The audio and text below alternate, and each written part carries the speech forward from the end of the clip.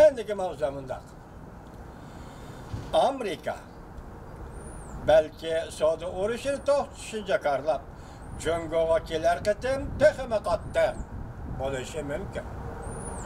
Mavzuli xabar 4-ayning 9-kuni film borib Koreya xabarlari taribetida e'lon qilindi. Xabar bunda boshlandi.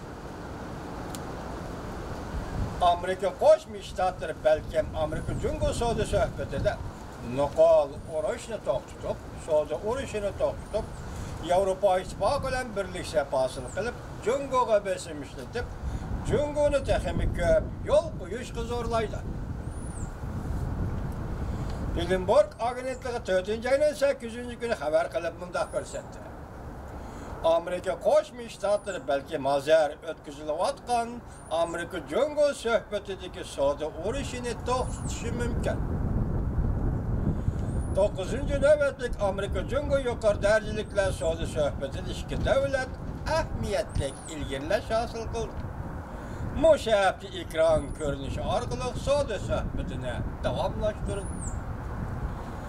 Bloomberg bu yerda bunda ko'rsatdi. Amerika Jungo suhbati eng oxirgi bosqichga yetib kelganda talash tortish qilgan masalalarda murassaga kelolmadi. Shuning uchun Amerika hozir savdo urushini to'xtatishni o'ylashdi. Bo'lib, Amerika Qo'shma Shtatlari hozir Yevropa ittifoqi bilan birlashib, Jungoga besim ishlatishni qo'lga keltirib, avval savdo urushini to'xtatishni o'ylashish kishini qoyil qiladigan bir amaliy ish. Xabarda bunday ko'rsatildi. Navbatda Amerika Qo'shma Shtatlarining Jungo savdosida bosh og'rig'i his qilayotganlari Jungoning davlat egiligidagi shirkatlarga moliyadan pul qo'shib berish, Jungoga kirmoqchi bo'lgan shirkatlarni texnik o'tinib berishga majburlashi, aqliy mulkni o'g'irlaganligi. Biz boshchilik siyat nima dedik? Yekochan Yevropada, bu qatim Yevropa ittifoqiga davlat egiligidagi shirkatlarga moliyadan pul qo'shib berish masalasi bo'yicha Yevropaga yo'l qo'ydi. Uning beginini angladi. Lekin mayada nima davotida bu Jungolar Amerika o'tirish masalasi 3 masala. Aqliy mulkni o'g'irlash, moliyadan pul qo'shib berish va bozorga texnik o'tinib berishga zo'rlash. Shu masalalarda Amerika bilan bo'lgan suhbatda Jungo taraf chang turib oldi demoqchi bo'lyapti. Xabarda bunday ko'rsatildi. Yuqorqi masala yolg'iz Amerikalar emas.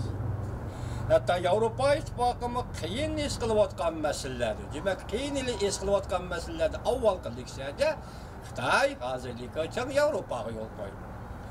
Shunlashqa Amerika Yevropa ittifoqini qo'yniga tortib, shunlashqa Amerika Yevropa ittifoqini qo'yniga tortib, Jungoga qarshi birlikda hosil qilmoqchi bo'lyapti. Hozir davomlashayotgan Amerika Jungo savdo haftasinin to'xtatilganligi e'lon qilingandan savdo suhbatini Amerika Jungo o'tirish davomlashayotgan savdo suhbatining to'xtatilganligi e'lon qilingandan keyin Amerika Qo'shma Shtatlari Yevropa ittifoqi bilan birlashib, birlashma harakatda qanot yaydirib boshlaydiganlar bo'lsa, bu nayt qoidali bir taktika bo'ladi. Koreya xabarida to'rbeti bunda xabar agar Amerika savdo urushini to'xtatishga qarlasa, Jungo qabul qilishni o'ylashidi. Taqmanda gapga o'ylashidi. Jungo qabul qilishni o'ylashidi.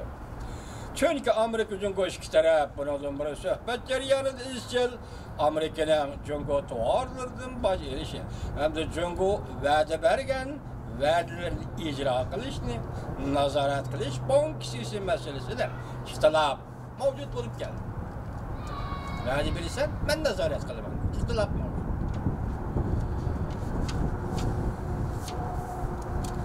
Kelishim imzolamoqchi bo'lsa Amerika bilan Jungo, kelishim imzolamoqchi bo'lsa Jungo ko'p taraflardan Amerikaga yo'l qo'yish kerak. Amerikaning urush to'xtatishni Jungo shuning uchun qabul qiladi. Chunki Jungoning ichki qismida Jungo Amerikaga taslim bo'ldi deydigan fikrlar o'ttirg'i chiqdi.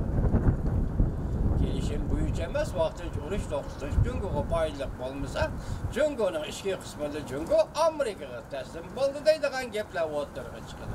Bu albatta hokimiyatga ta'kidlanib keladi. Xabarda bunday ko'rsatildi. Yevropa ittifoqi Jungoning bir yo'l bir belbog' siyosati tufayli ichki qismida birdek bo'lolmadi. Bo'lib Xi Jinping Italiya bilan bir yo'l bir belbog' eslatmasi imzolagandan keyin Yevropa ittifoqi a'zo boshqa davlatlarning Jungoga tutgan pozitsiyasida farqlar ko'rindi. Hozir Yevropa ittifoqi har qaysi a'zo davlatlarga chaqiriq qilib, Jungo masalasida birdeklikni saqlashni talab qildi. O'tgan Yevropani parchalamoqchi Jungo degan edi, bugun Yevropa haqiqatan shunday chaqiriqni chiqarishga majbur bo'ldi. Murakkab vatandosh, murakkab ishlar bor. Xabarda bunday hisoblandi.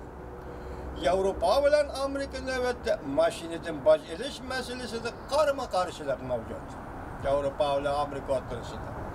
Amerika agar bu ziddiyatni hal qiladigan bo'lsa, ondan Yevropa ittifoqi bilan ittifoqlashib, Jungoga ajallik zarba beradi.